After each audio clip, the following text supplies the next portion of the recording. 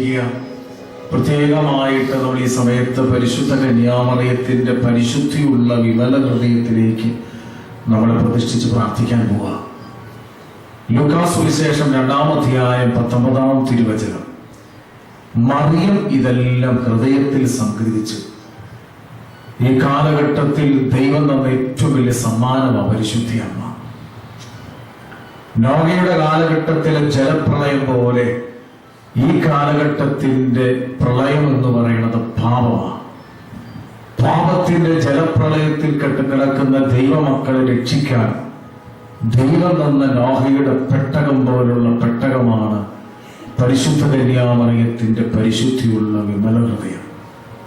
പ്രത്യേകമായിട്ട് ഈ വചനകൂടാരത്തെ നയിക്കുവാൻ ദൈവം തെരഞ്ഞെടുത്ത സ്നേഹബഹുമാനപ്പെട്ട ഇപ്പച്ചനച്ഛനെയും ബഹുമാനപ്പെട്ട കൊച്ചച്ഛനെയും എല്ലാ ശുശ്രൂഷകരെയും സന്യസ്തരെയും ഈ ആലയത്തെ ഇതിന്റെ പരിസരങ്ങളെല്ലാം പരിശുദ്ധ കന്യാമറിയത്തിന്റെ പരിശുദ്ധിയുള്ള വിമല ഹൃദയം വഴി യോഹന്നാന്റെ സുവിശേഷം 19-ാം അധ്യായം 34-ാം തിരുവചനം യേശുക്രിസ്തുവിന്റെ പരിശുദ്ധിയുള്ള തിരുഹൃദയത്തിലേക്ക് പ്രതിഷ്ഠിച്ച് പ്രാർത്ഥിക്കാം. അമ്മേ മാതാവേ, ഞങ്ങൾക്ക് വേണ്ടി തുടർന്നുള്ള ശുശ്രൂഷകൾക്ക് വേണ്ടി അമ്മ പ്രാർത്ഥിക്കണമേ. അമ്മയുടെ പ്രിയപ്പെട്ട മകനെ കുറിച്ച് പറയുന്ന അമ്മയുടെ പ്രിയപ്പെട്ട മകൻ ഈ കാലഘട്ടത്തിൽ നേരിട്ടിറങ്ങി വരുന്ന പരിശുദ്ധ കുർബാനയുടെ സന്യാസ സഭയുടെ ഈ വചനകൂടാരത്തില് ദൈവത്തിന്റെ മാറ്റമില്ലാത്ത വചനം പ്രഘോഷിക്കപ്പെടുമ്പോൾ അമ്മേ മാതാവേ ഒന്ന് പ്രാർത്ഥിക്കണമേ. ഞങ്ങളുടെ പ്രിയപ്പെട്ട യൂസഫ് പിതാവേ, വിശുദ്ധ മത്തായിയുടെ സുവിശേഷം 1-ാം അധ്യായം 19-ാം തിരുവചനം ജോസഫ് നീതിമാനായിരുന്നു. വിശുദ്ധ യൂസഫ് പിതാവെ പ്രാർത്ഥിക്കണമേ. ഞങ്ങളുടെ പിതാവായ മാർത്തോമാസ്ലീഹ യോഹന്നാൻ 20:28 ഞങ്ങളുടെ പിതാവായ മാർത്തോമാസ്ലീഹായെ ഞങ്ങൾക്ക് വേണ്ടി പ്രാർത്ഥിക്കണം. നമുക്കൊരിക്കൽ കൂടെ ചേർന്ന് പ്രാർത്ഥിക്കാം. ദൈവകൃപ നിറഞ്ഞ മറിയമേ സുസ്തി, കർത്താവ് നിന്നോടുകൂടെ സ്ത്രീകളിൽ നീ അനുഗ്രഹിക്കപ്പെട്ടവളാവുന്നു. അങ്ങയുടെ ഫലമായി ഈശോ അനുഗ്രഹിക്കപ്പെട്ടവനാവുന്നു.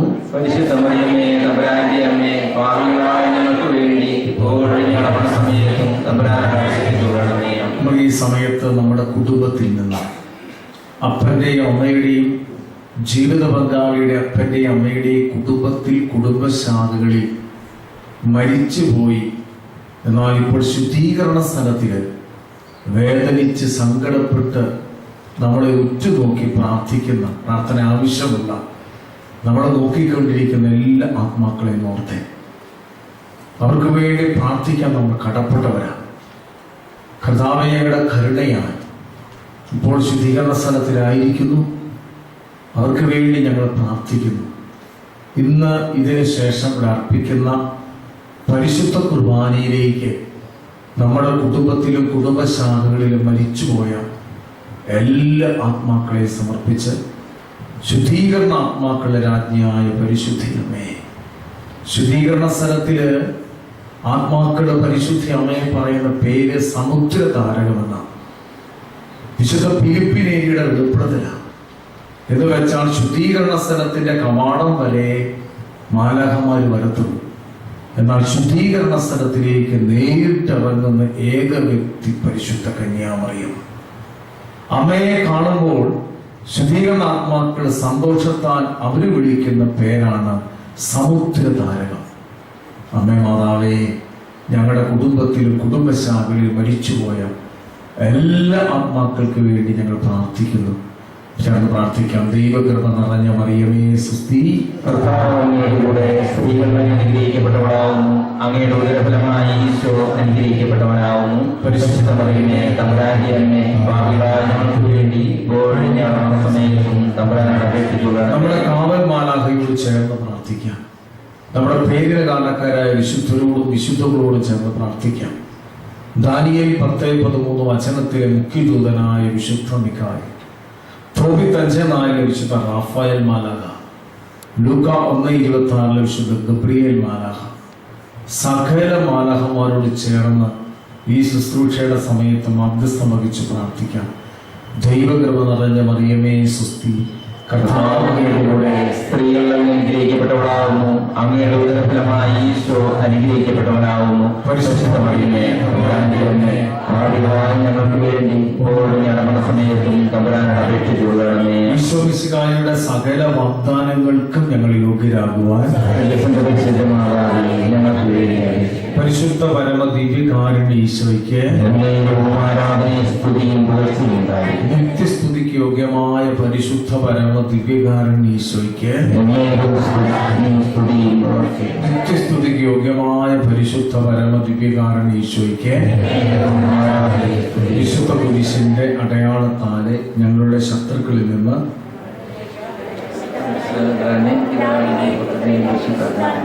ഈശോ മിശിഹായ്ക്ക് ശാന്തമായിട്ടിരിക്കാം. ഹല്ലേലൂയ. നന്നായിട്ട് പറഞ്ഞു ഹല്ലേലൂയ. യേശുവേ നന്ദി, പരിശുദ്ധാത്മാവേ നന്ദി. ഈ പ്രാർത്ഥനയോടെ ചൊല്ലി നമ്മൾ ശുശ്രൂഷ ആരംഭിക്കാൻ പോവുകയാണ്.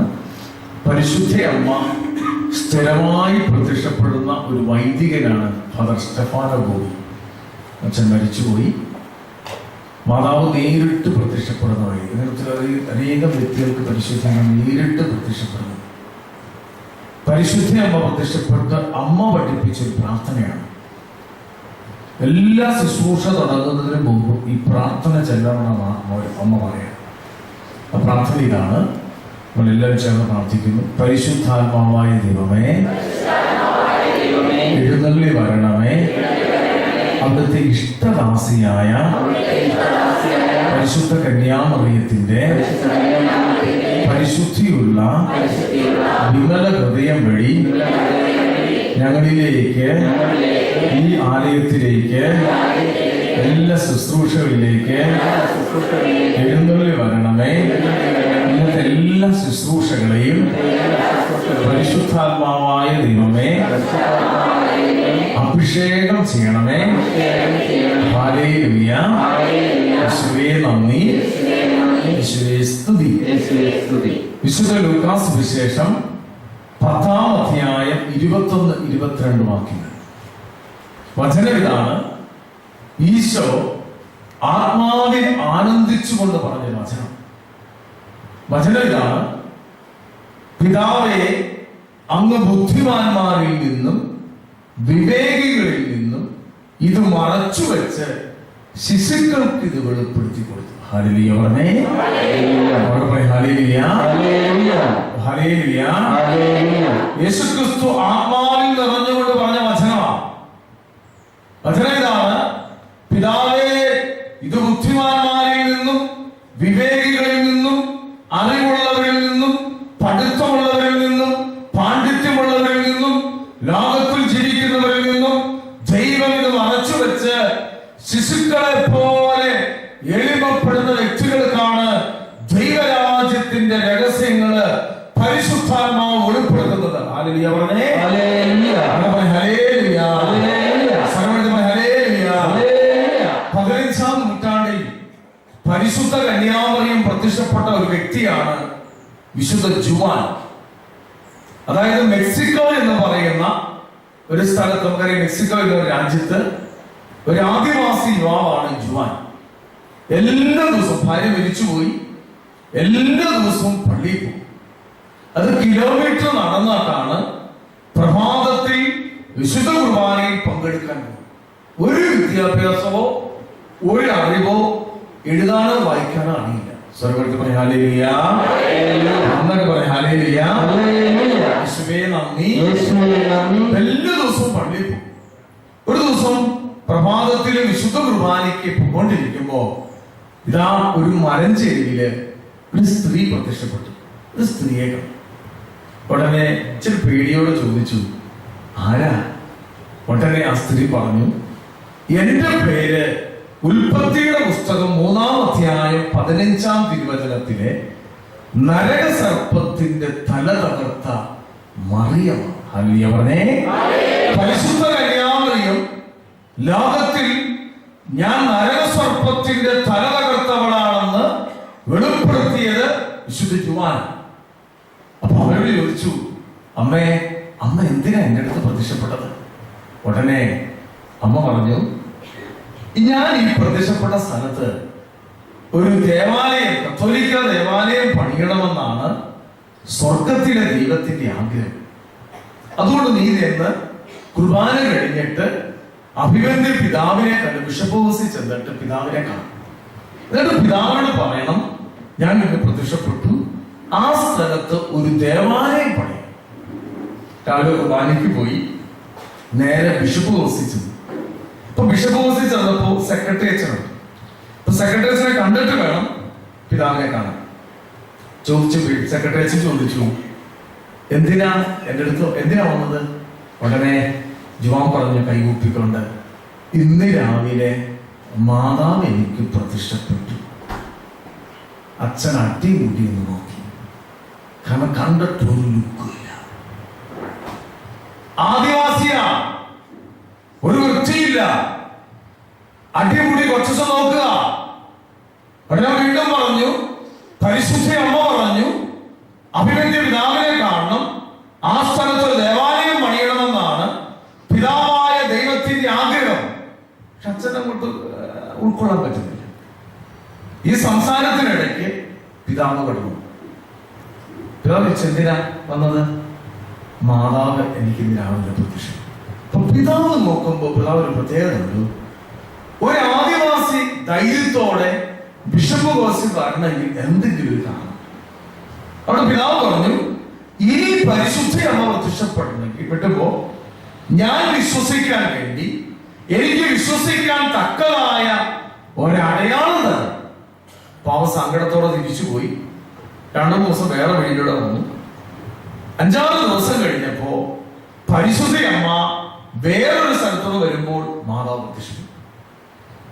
ആദ്യം ജുവാൻ പറഞ്ഞത്, അമ്മേ ഞാൻ പോയിട്ട് പിതാവ് ഇറക്കി വിട്ടു. പിതാവല്ല, അവിടെ നിന്ന് ആരും മൈൻഡ് ചെയ്തില്ല. ഉടനെ ഈ ജുവാൻ ചോദിച്ചു, അമ്മേ എത്രയോ കഴിവുള്ളവര് ഈ ലോകത്തിലുണ്ട്, പിന്നെ എന്തിനാണ് എന്നെ തെരഞ്ഞെടുത്തത്? ഉടനെ അമ്മ പറഞ്ഞൊരു വാക്കുണ്ട്, ദൈവം ഈ ലോകത്തിൽ തെരഞ്ഞെടുത്തത് മുഴുവൻ ഭോഷന്മാരെയാണ്. സർവ്വത്തിൽ പറയാം ഹല്ലേലൂയ, അക്ഷരത്തിൽ പറയാം ഹല്ലേലൂയ. ആ വചനം പഠിപ്പിക്കുന്നത് വിശുദ്ധനായ പൗലോസ് പറയുന്ന വചനമുണ്ട്. 1 കൊരിന്ത്യർ 1-ാം അധ്യായം 27-ാം തിരുലേഖനത്തിൽ ദൈവത്തിന്റെ പരിശുദ്ധ വചനം പഠിപ്പിക്കുക. അതായത് വിജ്ഞാനികളെ ലജ്ജിപ്പിക്കാൻ ദൈവം ലോകദൃഷ്ടിയിൽ ഭോഷന്മാരെ തെരഞ്ഞെടുത്തു. ഹല്ലേലൂയ പറഞ്ഞേ. എന്ന് വെച്ചാൽ ഈ ബുധനാഴ്ച ദിവസം നല്ല തിരക്കുണ്ട്. കുന്നിന്റെ മണ്ടയിൽ സ്ഥാപിക്കപ്പെട്ട ജീവനുള്ള ദൈവം നേരിട്ട് ഇറങ്ങി വരുന്ന, പച്ചയ്ക്ക് ഇറങ്ങി വരുന്ന, പരിശുദ്ധ കുർബാനയുടെ ആരാധന നടക്കുന്ന ഈ സ്ഥലത്തില് എല്ലാം മാറ്റിവെച്ച് ഒരു ബോക്സിനെ പോലെ, ഒരു വണ്ടിയെ പോലെ ഈ അപ്പത്തിനുള്ളില് ജീവിക്കുന്ന ദൈവം എനിക്ക് വേണ്ടി മറഞ്ഞിരിക്കുന്നെന്ന് വിശ്വാസത്തോടെ ആരൊക്കെ ബോക്സിനെ പോലെ, ഒരു മണ്ണനെ പോലെ ദൈവസന്നിധിയിൽ കൈയുയർത്തി പിടിക്കുന്നുണ്ടോ, ആരാധിക്കുന്നുണ്ടോ, കരയുന്നുണ്ടോ, അവരെ ദൈവം തൊടും. ഹല്ലേലൂയ. ദൈവം തൊട്ടത് മുഴുവൻ ഭോഷന്മാരെയാ, ദൈവം തൊട്ടത് മുഴുവൻ മണ്ണന്മാരെയാ, ദൈവം തൊട്ടത് മുഴുവൻ വിശ്വാസികളെയാ. ഹല്ലേലൂയ പറഞ്ഞേ. അഭിഷേകത്തോടെ പറഞ്ഞേ ഹല്ലേലൂയ. സർവ്വത്തിൽ ഹല്ലേലൂയ. അപ്പം ജുവാൻ ഇങ്ങനെ പറഞ്ഞപ്പോ അമ്മ ചിരിച്ചോണ്ട് പറഞ്ഞു. അമ്മ പറഞ്ഞു, അടയാളം വേണമെന്നല്ലേ പിതാവ് പറഞ്ഞത്? അടയാളം ഇല്ലേണ്ട. ആ കുന്നിന്റെ ചെവിയിൽ ഈ സമയത്ത് ഒരു പ്രത്യേക സൈസ് പൂക്കളെന്ന് നടന്നു. ഇവിടെ എന്നിട്ട് ജുവാനോട് പരിശുദ്ധി അമ്മ പറഞ്ഞു, ഈ പൂക്കളൊക്കെ ഇറത്തെടുത്തിട്ട് നിന്റെ മേൽവസ്ത്രത്തിലാക്കിയിട്ട് പിതാവിനെ കൊണ്ടേ കാണിക്കണം. രാവിലെ ഇതൊക്കെ ആയിട്ട് നേരെ ബിഷപ്പ് ഹൗസിൽ ചെന്നു. സെക്രട്ടറി അച്ഛനുണ്ട്, കുറെ പേരുണ്ട്. അപ്പൊ സെക്രട്ടറി ചോദിച്ചു, ദർശനക്കാരൻ വന്നോ? കാരണം ഉൾക്കൊള്ളാൻ പറ്റുന്നില്ല. പിതാവ് ഇറങ്ങി ചോദിച്ചു, മോനെ അടയാളം കിട്ടിയോ? അടയാളം കിട്ടി പിതാവെ. അപ്പൊ പിതാവ് ചോദിച്ചു, അടയാളം തരാൻ പറഞ്ഞു. ഈ സമയത്ത് അവന്റെ മേൽവസ്ത്രം, ആദിവാസിയാണ്, മേൽവസ്ത്രത്തിൽ ആ വസ്ത്രം അഴിച്ചിട്ട സമയത്ത് അഭിവന്ദ്യ പിതാവ് ഞെട്ടിപ്പോയി. കാരണം അഭിവന്ദ്യ പിതാവിന്റെ വീട് സ്പെയിൻ എന്ന് പറയുന്ന യൂറോപ്യൻ രാജ്യമാണ്. അത് പിതാവിന്റെ നാട്ടിൽ മാത്രം ഉണ്ടാകുന്ന, പ്രത്യേകിച്ച് ലാറ്റിൻ അമേരിക്കൻ പോലുള്ള രാജ്യങ്ങളിൽ ഒരിക്കലും ഉണ്ടാകാൻ സാധ്യതയില്ല, ഒരു സാധ്യതയില്ലാത്ത ഒരു പ്രത്യേക സൈസ് പൂക്കളുമായിട്ടാണ് ജുവാൻ വന്നത്. പിതാവിനെ ഞെട്ടിരിക്കുമ്പോൾ പെട്ടെന്ന് ആ വസ്ത്രത്തിൽ പരിശുദ്ധ ദൈവമാതാവിന്റെ ചിത്രങ്ങൾ, ആ ചിത്രത്തിൽ 18 പ്രത്യേകതയുണ്ട്. അത് ഏറ്റവും അത്ഭുതം എന്ന് പറഞ്ഞാൽ 450 വർഷമായി ആ ചിത്രം ഇന്നും മെക്സിക്കോ ഗോഡലിപ്പ ദേവാലയത്തിൽ ഇരിപ്പുണ്ട്. 35 വർഷത്തിലധികം ആ വസ്ത്രം ഇരിക്കാൻ പാടില്ല, കാരണം അത് പൊടിഞ്ഞു പോകും. അതിന്റെ കളർ കോമ്പിനേഷൻ കണ്ടുപിടിക്കാൻ ലോകത്തിൽ ഒരു ശാസ്ത്രത്തിനും പറ്റിയിട്ടില്ല. അത് ഏറ്റവും വലിയ പ്രത്യേകത എന്ന് വെച്ചാൽ അഭിവേദ്യ പിതാവും വൈദികരും നിൽക്കുന്നതും ലൈവായിട്ട് പരിശുദ്ധ കന്യാമറിയത്തിന്റെ കണ്ണുകളിൽ ഫോട്ടോ പതിച്ചിരിക്കുന്നത് പോലെ ആ ചിത്രത്തിലുണ്ട്. ആ പ്രത്യക്ഷീകരണം വഴി ആ കാലഘട്ടത്തിൽ, പ്രത്യേകിച്ച് 15-ാം നൂറ്റാണ്ടിൽ, 16-ാം നൂറ്റാണ്ടിൽ 20 ലക്ഷം പേരാണ് യൂറോപ്യൻ രാജ്യങ്ങളിൽ നിന്ന് കത്തോലിക്ക തിരുസഭ വിട്ടുപോയത്. പരിശുദ്ധ അമ്മയെയും പരിശുദ്ധ കുർബാനയെയും പരിശുദ്ധ സിംഹാസനത്തെയും തള്ളിപ്പറഞ്ഞ് 20 ലക്ഷത്തോളം പേര് യൂറോപ്യൻ രാജ്യങ്ങളിൽ നിന്ന് കത്തോലിക്ക തിരുസഭ വിട്ടു. പക്ഷേ ഈ സമയത്ത് പരിശുദ്ധ കന്യാമറിയത്തിന്റെ പ്രത്യക്ഷീകരണം വഴിയായി 80 ലക്ഷത്തോളം മെക്സിക്കോക്കാര് കത്തോലിക്ക തിരുസഭയിൽ അംഗമായി. കൈയടിച്ചു കർത്താവെന്ന് പറയാം. നല്ല കൈയടിച്ച് അഭിഷേകത്തോടെ പറഞ്ഞു ഹല്ലേലൂയ. ഞാനിത് പറയുന്നത് ദൈവമക്കളെ, ദൈവവചനം കേൾക്കാൻ 2 വിധത്തിലിരിക്കാം. ഒന്ന് ബുദ്ധിയുടെ തലത്തിൽ വചനം പറയാം, ബുദ്ധിയുടെ തലത്തിൽ വചനം കേൾക്കാം. ബുദ്ധി കൊണ്ട് വചനം പറയാം, ആത്മാവ് കൊണ്ട് വചനം പറയാം. സർവ്വത്തെ പറയാം ഹല്ലേലൂയ. അപ്പൊ ഈ ഞാൻ പിടിച്ചിരിക്കുന്ന വിശുദ്ധ ബൈബിൾ, POC ബൈബിളാ. ഈ ബൈബിള് ഞാൻ പറയുന്നത് നിരീശ്വര വാദിയെ കൊടുത്താൽ, കാറൽ മാർക്സിനെ കൊടുത്താൽ, ലെനിനെ കൊടുത്താൽ, അല്ലെങ്കിൽ ഏതെങ്കിലും നമുക്കറിയാം ചാൾസ് ഡാർവിനെ കൊടുത്താൽ, ഈ ബൈബിള് പഠിച്ച് വായിച്ചിട്ട് അവർ പറയും ദൈവം ഇല്ലെന്ന് പറയും. എന്നാൽ ഈ വിശുദ്ധ ബൈബിള് വിശുദ്ധ അന്തോനീസിനെ കൊടുത്താൽ, വിശുദ്ധ ജെറോമിനെ കൊടുത്താൽ, വിശുദ്ധ അഗസ്തീനോസിനെ കൊടുത്താൽ, അല്ലെങ്കിൽ ഇത് കൃപയാൽ വായിക്കുന്നവരെ കൊടുത്താൽ, അവര് പറയും വിശുദ്ധ ബൈബിൾ വായിച്ചിട്ട് ഇതിനകത്ത് ഈശോയുടെ സാന്നിധ്യമുണ്ട്, ഈശോയുണ്ട്. ഹല്ലേലൂയ പറഞ്ഞേ, ഹല്ലേലൂയ. അഭിഷേകത്തോടെ പറഞ്ഞേ ഹല്ലേലൂയ, പറഞ്ഞേ ഹല്ലേലൂയ, ഹല്ലേലൂയ. പ്രിയപ്പെട്ട ദൈവമക്കളെ ശ്രദ്ധിക്കണം, ഈശോ, ഞാൻ കൂടെ ശ്രദ്ധിച്ചേക്കണം, ഈശോ ഒരു വ്യക്തിയിലേക്ക്, ഈശോ ഒരു ധ്യാന കേന്ദ്രത്തിലേക്ക്, ഈശോ ഒരു ഇടവകയിലേക്ക്, ഈശോ ഒരു കുടുംബ കൂട്ടായ്മയിലേക്ക് ഇറങ്ങി വരണമെങ്കിൽ ഒറ്റ വഴിയുള്ളൂ. ഞാൻ പറയാം, ഇവിടെ നല്ല മനോഹരമായിട്ട് വഴി വെട്ടിക്കൊണ്ടിരിക്കുക. ഞാൻ ആദ്യമായിട്ട് അതിനു മുമ്പ് ഇപ്പച്ചന്റെ ധ്യാന കേന്ദ്രത്തിൽ ഇവിടെ കഴിഞ്ഞ പ്രാവശ്യം അവിടെ വന്നത്. അപ്പൊ ഞാൻ ഇന്ന് അവിടെ ഇറങ്ങിയപ്പോ ഏതാണ്ട് ദൈവം എനിക്ക് ഒരു മാലാഖ അയച്ചതുപോലെ ഒരു സഹോദരി അതിന് മുമ്പ് നിൽപ്പുണ്ടായിരുന്നു. അല്ലെങ്കിൽ എനിക്ക് അറിയത്തില്ല. അപ്പൊ ആ സഹോദരി പറഞ്ഞു ഇവിടെയല്ല, ഇവിടെയാന്ന് പറഞ്ഞാൽ അത് വണ്ടി വിട്ടിരിക്കുക. ഓട്ടോറിക്ഷയ്ക്ക് പോകാൻ, അല്ലെങ്കിൽ ഒരു ജീപ്പിന് പോകാൻ, അല്ലെങ്കിൽ ഒരു കാറ് വരാൻ വേണ്ടി ഇത് വഴിയില്ലാത്ത സ്ഥലമാണ്. വഴി വെട്ടി. ഹല്ലേലൂയ പറഞ്ഞേ. ഒരു ബസ് പോകണമെങ്കിൽ വഴി വേണം, ഒരു കാറ് പോകണമെങ്കിൽ വഴി വേണം, ഒരു എയർപ്ലെയിൻ പോകണമെങ്കിൽ വായു വേണം, കപ്പൽ പോകണമെങ്കിൽ എന്ത് വേണം? ജലം വേണം. ഇതുപോലെ തന്നെ യേശു ക്രിസ്തു ഒരു വ്യക്തിയിലേക്ക് ഇറങ്ങി വരാനുള്ള ഏക വഴിയാണ് വിശ്വാസത്തിന്റെ വഴി. ഹല്ലേലൂയ പറഞ്ഞേ. യേശു ക്രിസ്തു ഒരു വ്യക്തിയിൽ ഇറങ്ങി വരുന്ന വിശ്വാസത്തിലും, യേശു ക്രിസ്തു ഒരു വ്യക്തിയുടെ ഉള്ളത്തിൽ ജീവിക്കുന്നതും വിശുദ്ധിയുമാണ്. ഇത് 2 പ്രധാനപ്പെട്ടതാണ്. വിശുദ്ധി മാത്രം പോരാ, എന്ത് വേണം? വിശ്വാസം മാത്രം പോരാ, എന്ത് വേണം? 2 കൂട്ടിയിരിക്കണം. ഹല്ലേലൂയ പറഞ്ഞേ. അഭിഷേകത്തോടെ പറഞ്ഞേ ഹല്ലേലൂയ. വിശുദ്ധ ബൈബിളില് ഉൽപ്പത്തി മുതൽ വെളിപാട് വരെയുള്ള പുസ്തകം എടുത്ത് പഠിച്ചു നോക്കി. ദൈവം തൊട്ടതും ദൈവത്തെ തൊട്ടതും വിശ്വാസികളാണ്. ഹല്ലേലൂയ പറഞ്ഞേ. നമ്മുടെ യേശുക്രിസ്തു നടന്നു പോകുമ്പോൾ വഴിയരികിൽ ഭിക്ഷ യാചിച്ചു വന്നിരിക്കുന്ന അന്ധയാചകന്മാർ ഈ ബഹളം കേട്ടിട്ട് ആരാണ് പോകുന്നത് ചോദിച്ച ഉടനെ അവര് പറഞ്ഞു യേശുവാ. ഉടനെ അവര് സ്വരമുയർത്തി ഉച്ചത്തിൽ വിളിക്കുക, ദാവീദിന്റെ പുത്രാ.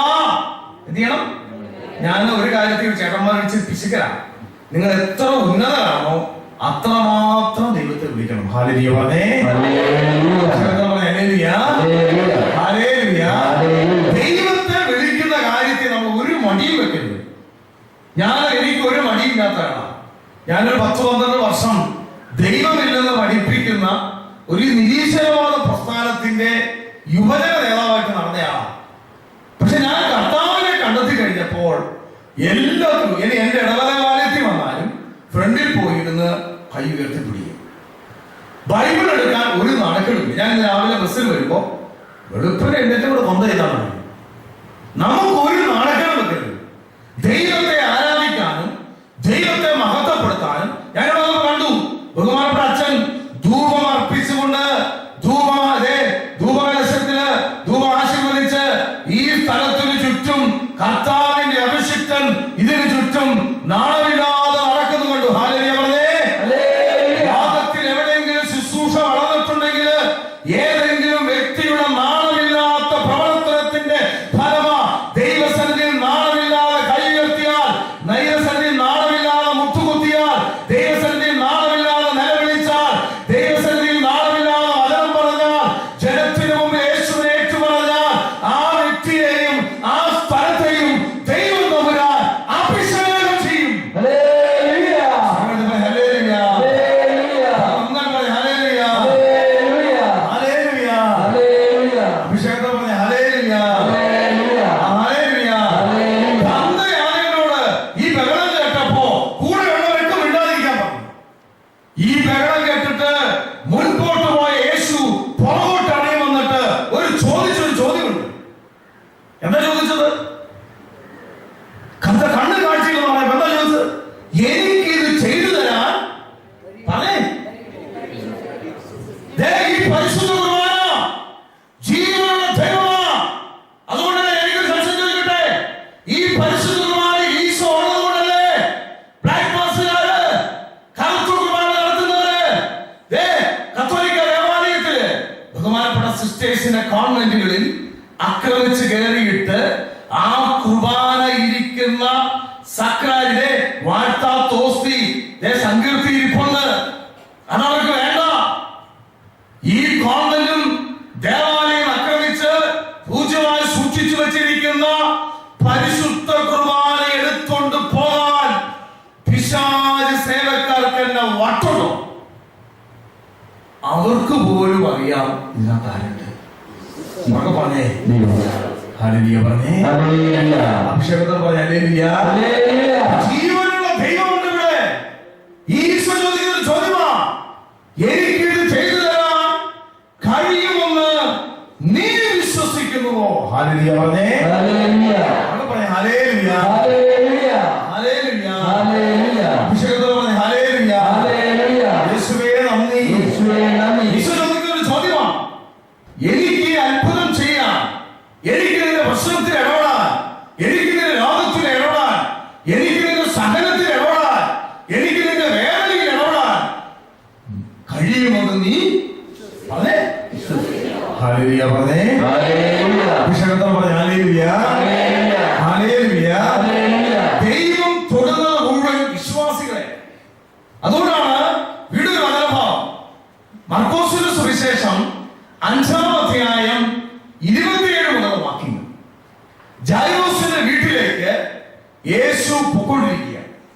ഈശോയുടെ കൂടെ പത്രോസ് ശ്ലീഹായുണ്ട്, യാക്കോബ് ശ്ലീഹായുണ്ട്, നമ്മുടെ തോമസ് ശ്ലീഹായുണ്ട്, ഫിലിപ്പോസ് ഉണ്ട്, അന്ത്രയോസ് ഉണ്ട്, പരീക്ഷന്മാരുണ്ട്, പ്രമാണിമാരുണ്ട്, റബ്ബിമാരുണ്ട്, പരീക്ഷിക്കാൻ വന്നവരുണ്ട്, കുറ്റം കണ്ടുപിടിക്കാൻ വന്നവരുണ്ട്, ചുമ്മാ കൂടത്തിൽ ഓണത്തിന് വന്നവരുണ്ട്. 100 കണക്കിന് ആൾക്കാര് ഈശോയെ പൊതിഞ്ഞാണ്. അങ്ങനെ നടന്നുകൊണ്ടിരിക്കുമ്പോൾ നമ്മൾ ശ്രദ്ധിക്കേണ്ട ഒരു കാര്യമുണ്ട്. ഈശോയുടെ കയ്യിൽ തൊടുന്നുണ്ട്, ഈശോയുടെ ഷെയ്ക്കാൻഡ് കൊടുക്കുന്നുണ്ട്, ഈശോയുടെ വർത്താനം പറയുന്നുണ്ട്. അപ്പോഴാണ് ബൈബിൾ പഠിപ്പിക്കുക, രക്തസ്രാവം മൂലം ആർക്കും സുഖപ്പെടുത്താൻ കഴിയാത്തവർ. ഞാൻ അങ്ങനെയുള്ളവര് ധ്യാനങ്ങളിൽ കണ്ടിട്ടുണ്ട്. ക്യാൻസർ മൂലം വൈദ്യശാസ്ത്രം ഉപേക്ഷിക്കപ്പെട്ടവര് വചനം കേട്ടുകൊണ്ടിരിക്കുമ്പോൾ സൗഖ്യപ്പെട്ടത്. ഹല്ലേലൂയ പറഞ്ഞേ. ഹല്ലേലൂയ. ഡോക്ടർമാർ ഈ രക്ഷയില്ലെന്ന് പറഞ്ഞ അനേകം മക്കളെ കർത്താവ് തൊട്ട് സൗഖ്യപ്പെടുത്തിയിട്ടുണ്ട്. ഇനി ഒരിക്കലും മക്കൾ ഉണ്ടാകത്തില്ലെന്ന് വിധി എഴുതിയ ദമ്പതിമാരെ ദൈവം അവർക്ക് ഉദരഫലം കൊടുത്ത് അനുഗ്രഹിച്ചിട്ടുണ്ട്. ഹല്ലേലൂയ പറഞ്ഞേ. ഹല്ലേലൂയ. ഹല്ലേലൂയ. ഹല്ലേലൂയ. അതായത് ഈശോ പറഞ്ഞ വചനമില്ലേ, വിശ്വസിച്ചാൽ നീ ദൈവത്തിന്റെ എല്ലാത്തിന്റെ അടിസ്ഥാന വിശ്വാസ. അപ്പോൾ ഈശോയുടെ 12 വർഷക്കാലമായി വൈദ്യശാസ്ത്രം ഉപേക്ഷിക്കപ്പെട്ട ഈ മകള് വിശ്വാസത്തോടെ ഈശോയുടെ വസ്ത്രത്തിന്റെ വിളുമ്പിൽ, വസ്ത്രത്തിന്റെ സൈഡിൽ തൊട്ട്